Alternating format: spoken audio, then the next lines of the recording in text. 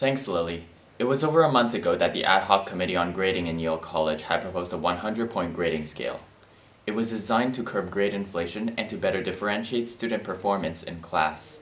But when it came out, it sparked outrage among students, 60 of whom took to the streets to protest the measure. It would cause Yale to be this incredibly competitive, cutthroat place that it really isn't. Fundamentally, it would be ludicrous for the faculty to support a proposal that was opposed by nearly 4 in 5 students. We should at least be consulted in something that's going to affect all of us. Like, it is a faculty decision, but it impacts the students too. I just can't imagine listening to students and going forward with this, since the students are overwhelmingly aware of how poisonous a numerical system would be. Criticism of the faculty proposal has focused on procedural matters and the difficulties of the 100-point scale. The Yale College Council rebuked the committee for failing to consider student opinion, operating through a deeply flawed working process, and failing to address student concerns, leaving the debate on grade inflation far from resolved.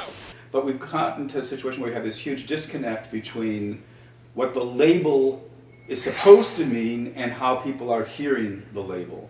And so if I think your work is good but not excellent, the grade that Yale is telling me it should get is a B.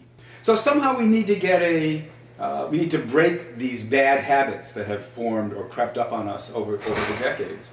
Some professors and students contest whether grade inflation really exists at Yale. It's very rare for me to give a C grade nowadays.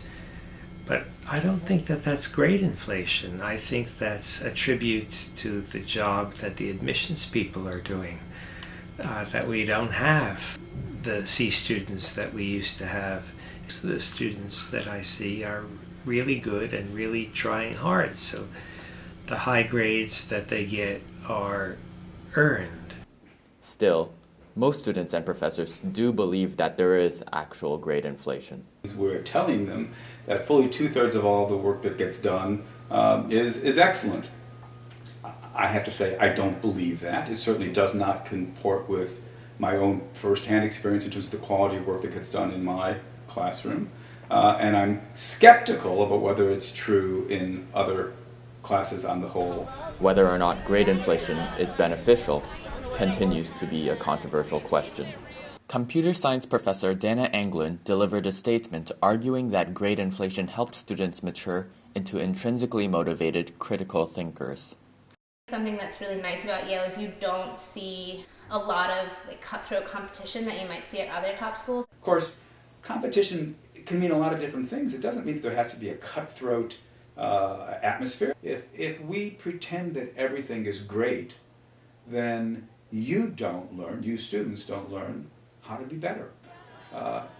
You guys are so talented, so gifted, so intelligent, that we're really doing you a disservice at pretending that everything you do is excellent. I think that it would put undue pressure on students coming in from low-income schools where maybe they haven't been adequately prepared. I think it would make the transition that much harder. I think that it would give students less time to focus on extracurriculars and other things that really make Yale this amazing place. I suspect that things would be better if people spent more time on what I take to be the primary purpose of being at Yale, to master the skills and material that one attains in these classes. So I think if one upshot of dampening grade inflation was to have people spend more time on their classes because they knew they couldn't just sail into an A, that would be good. Come November, it's still unclear where students and professors will find middle ground on the highly contentious issue of grade inflation. Lily?